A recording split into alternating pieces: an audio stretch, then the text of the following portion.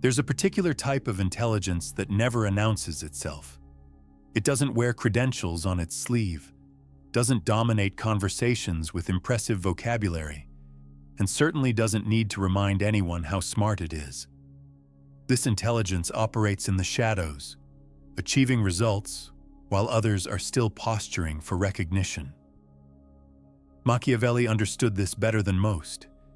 He recognized that true power often disguises itself as something less threatening, something ordinary. The smartest people you'll ever encounter often look unremarkable.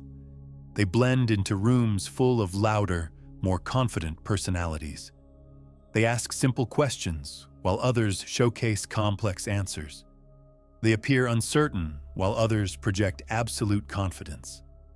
And that's exactly how they've designed it. Because in a world obsessed with appearing intelligent, those who understand the game know that looking smart and being effective are two entirely different pursuits. What follows are 9 signs that you possess this hidden intelligence, and more importantly, how to weaponize these traits the way Machiavelli would have intended. Sign 1. You ask more questions than you provide answers. Machiavelli wrote that the first method for estimating the intelligence of a ruler is to look at the men he has around him. But before you can evaluate who to have around you, you need to understand them completely. And the fastest path to understanding isn't through demonstrating your knowledge, it's through extracting theirs. When you enter a conversation asking questions rather than offering answers, something crucial happens. Others reveal their thinking while you reveal nothing. They expose their motivations, their knowledge gaps, their emotional triggers. Meanwhile, you've committed to no position, revealed no weakness, and maintained complete flexibility in how you eventually respond. The less intelligent person feels compelled to fill silence with opinions.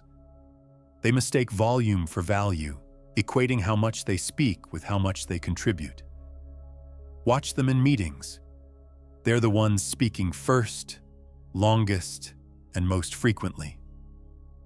They're also the ones with the least strategic influence, because they've shown their entire hand before the game even begins.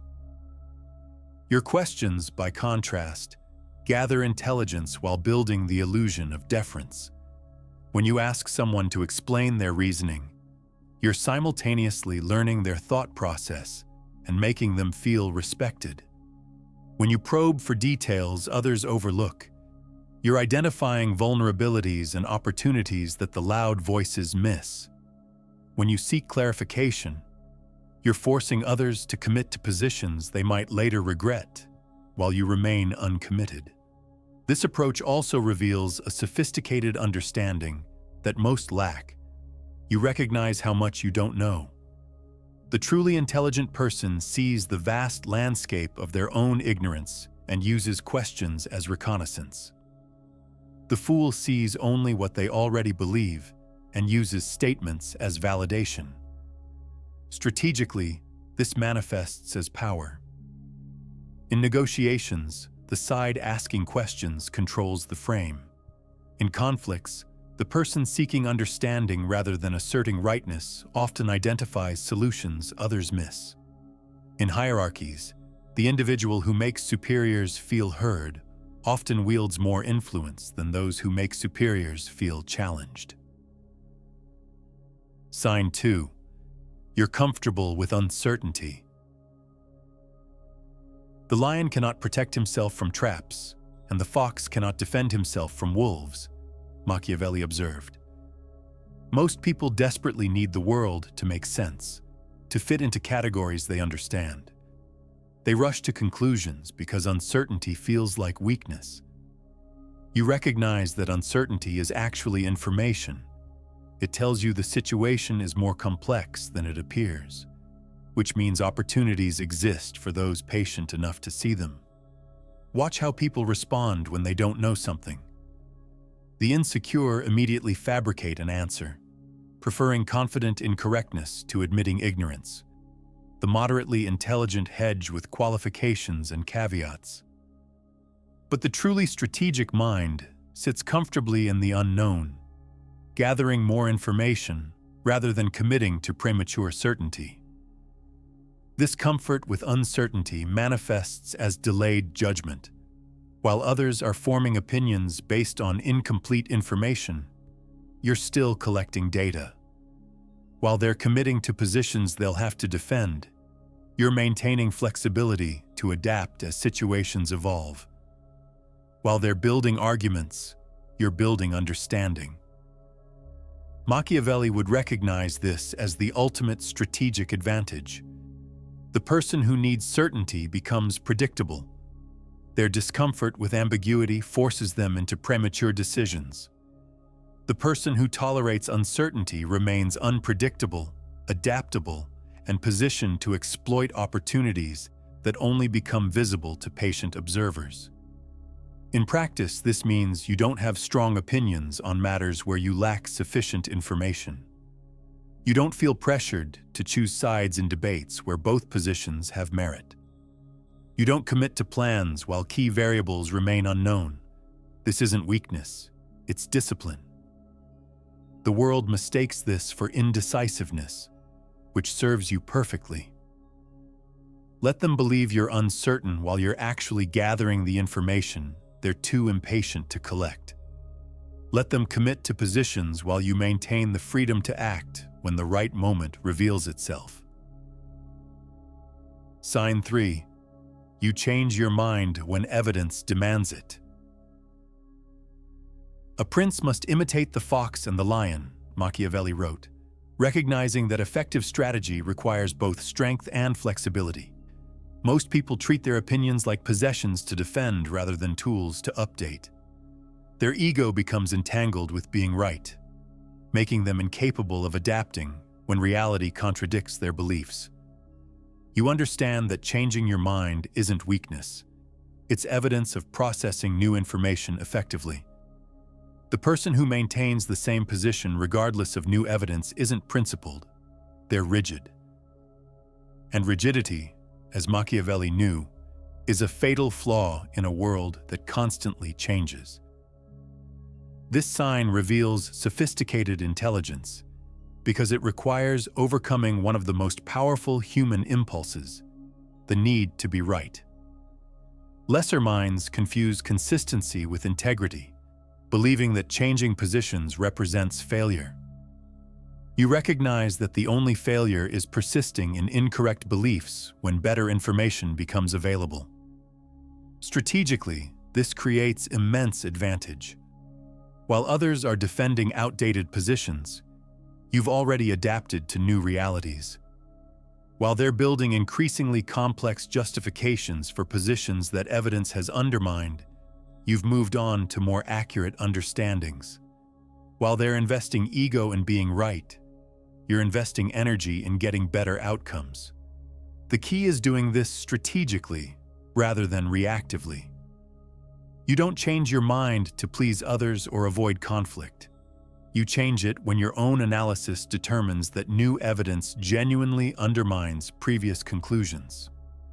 This maintains your credibility while demonstrating intellectual honesty that others respect, even if they can't emulate it.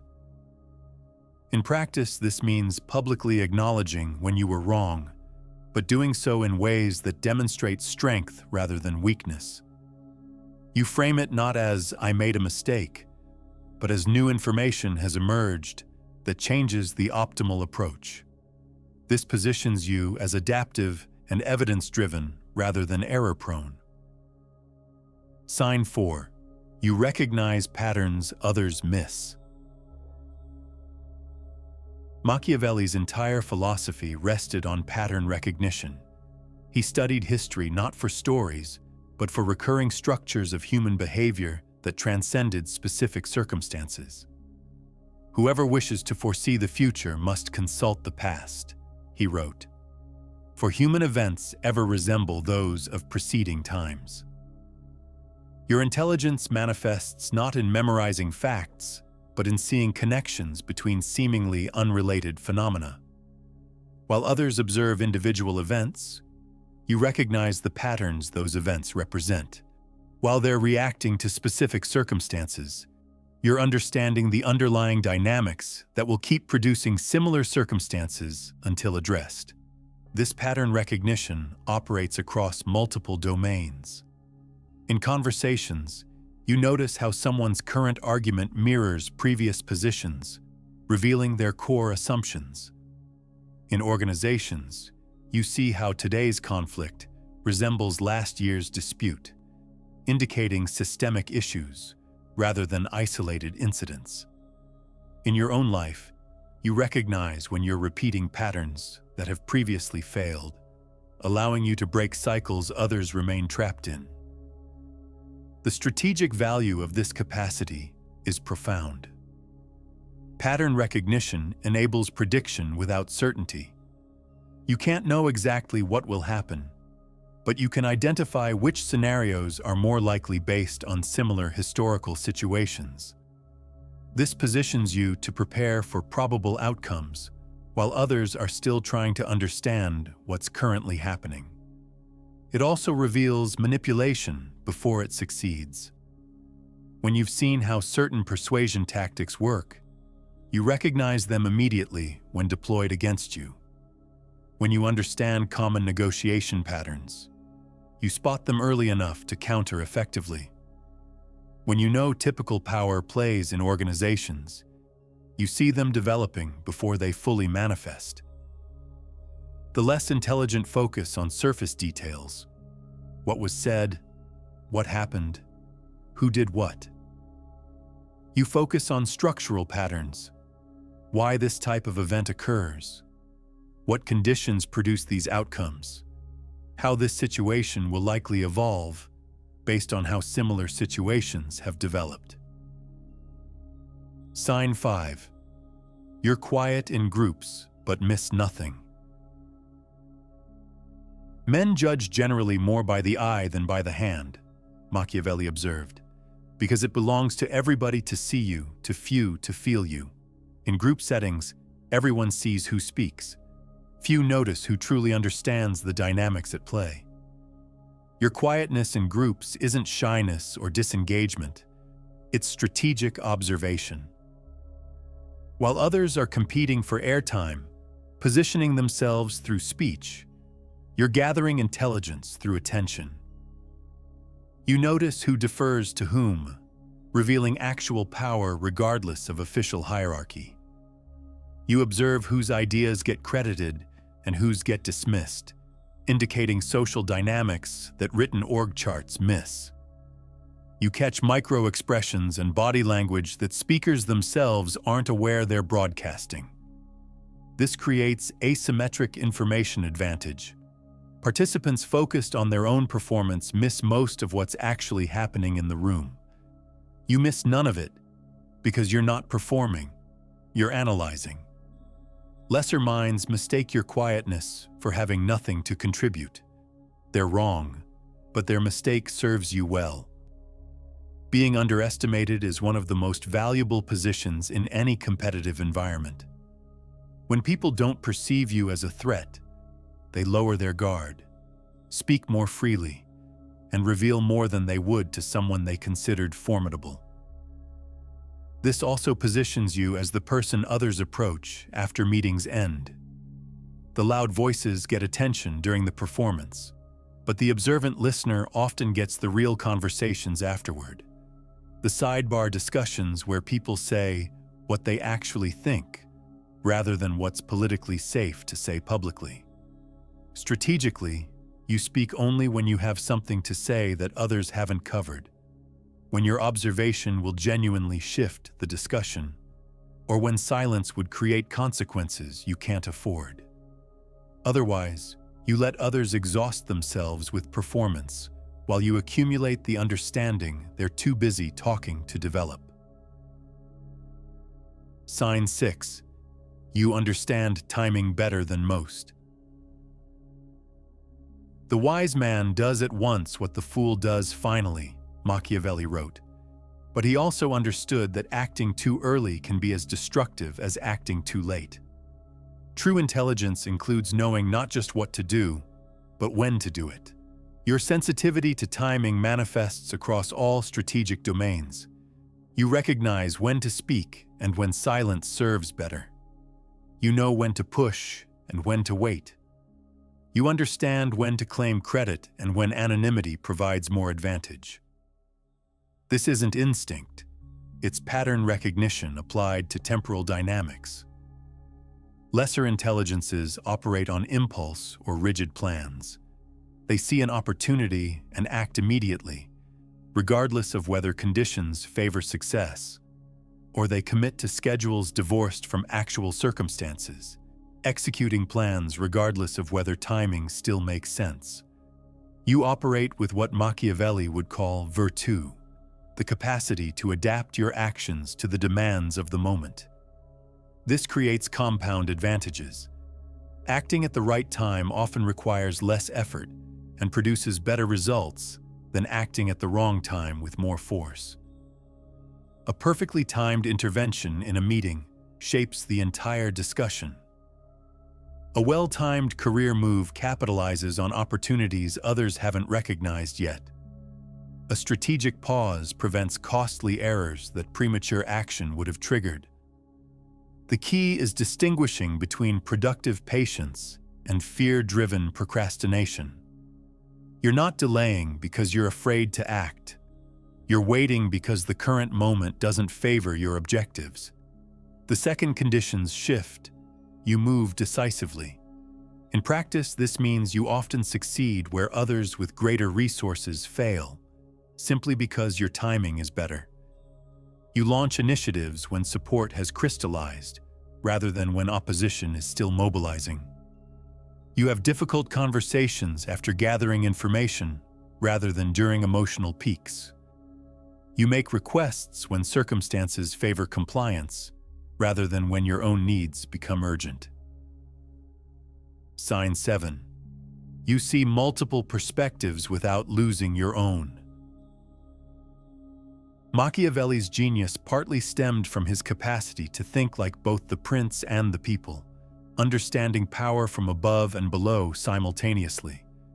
Most people can either maintain their own perspective or adopt someone else's, but not both at once. You can hold multiple viewpoints in your mind simultaneously, understanding how different actors perceive the same situation without losing your own analytical position. This cognitive flexibility terrifies those with more rigid minds. They interpret your capacity to articulate opposing views as evidence you hold those views. They confuse understanding with agreement, seeing your nuanced perspective as moral weakness rather than intellectual sophistication.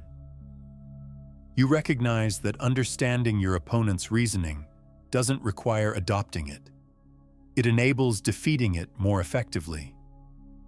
When you genuinely comprehend why someone believes what they believe, you can predict their actions, anticipate their objections, and craft responses that address their actual concerns, rather than strawman versions you've constructed. This also prevents the tribal thinking that captures lesser minds. You're not trapped in ideological bubbles because you can steelman opposing positions well enough to recognize when they have legitimate points. This doesn't mean you lack convictions. It means your convictions are stress-tested against the strongest counter-arguments rather than the weakest ones. Strategically, this manifests as superior persuasion. The person who only understands their own perspective can only make arguments that convince people who already think like them. You can craft arguments tailored to different audiences, addressing their specific values and concerns, rather than projecting your own onto them. It also enables you to identify synthesis positions that rigid thinkers miss. When you understand multiple perspectives deeply, you sometimes recognize solutions that incorporate insights from competing positions, solutions that true believers on either side can't conceive because they've never genuinely understood the other side. Sign 8. You don't need to prove your intelligence. It is far safer to be feared than loved, Machiavelli famously wrote. But in modern contexts, being underestimated is often safer than being feared. And nothing ensures underestimation quite like resisting the compulsion to demonstrate how smart you are. Watch insecure intelligence in action. It's exhausting. Constant citations of credentials, frequent vocabulary showing off, regular reminders of past achievements, compulsive correction of minor errors others make. This behavior broadcasts insecurity so loudly that whatever intelligence underlies it becomes irrelevant. The need to prove intelligence reveals its absence more reliably than any test could. You have nothing to prove because you're secure in your own capabilities. You don't need external validation to know what you're capable of. You don't require others' acknowledgement to derive value from your own thinking. You're not performing intelligence. You're exercising it quietly towards specific objectives. This creates the ultimate strategic advantage. People chronically underestimate you. They see someone who doesn't brag, doesn't showcase credentials, doesn't dominate conversations with displays of knowledge. They assume you're less capable than you are. And by the time they realize their mistake, you've already achieved objectives they didn't know you were pursuing. Machiavelli would recognize this as applied fox-like cunning. The person who appears more dangerous than they are invites preemptive opposition. The person who appears less dangerous than they are operates with freedom until their capabilities become impossible to ignore. In practice, this means you let your results speak while you remain quiet. You allow credit to flow to others when strategic goals are achieved, because accomplishing objectives matters more than receiving recognition. You permit people to believe they're smarter than you when that belief serves your purposes. The beautiful irony: this sign itself proves intelligence, because only someone genuinely secure in their capabilities can resist the compulsion to prove them. Sign 9. You understand what you don't know. I'm not interested in preserving the status quo. I want to overthrow it, Machiavelli supposedly said, though the quote is disputed. Whether authentic or not, it captures his fundamental insight that truly understanding your own ignorance is the first step toward overturning it, and overturning the assumptions that keep others trapped in inferior thinking. The smartest person you know will readily admit vast domains where they lack expertise. The dumbest will confidently opine on everything. This pattern is so reliable that psychologists named it the Dunning-Kruger effect. Incompetent people lack the metacognitive capacity to recognize their own incompetence. Your intelligence manifests in the accuracy of your self-assessment. You have a realistic map of your own knowledge and capabilities. You know which domains you've mastered, which you understand partially, and which remain mysterious to you. This isn't modesty, it's precision. And precision in self-knowledge enables precision in action. When you know what you don't know, you avoid costly errors that overconfident people regularly make. You don't offer medical advice when you're not a doctor. You don't make financial predictions when you lack relevant expertise. You don't assume your understanding of one domain transfers to another without verification. This also makes you more valuable to work with. People trust your judgment because you've demonstrated the discipline to withhold it when you lack sufficient information. When you do offer an opinion, they know it's based on actual knowledge rather than performance or ego. Strategically, this enables you to assemble better teams, seek better advice, and make better decisions. You're not threatened by expertise that exceeds your own. You actively seek it out. You're not defensive about your knowledge gaps. You treat them as opportunities to learn from those who know what you don't. The person who thinks they know everything learns nothing. The person who accurately maps their ignorance knows exactly where to focus development efforts, exactly when to seek expert input, and exactly how much confidence to place in their own judgments.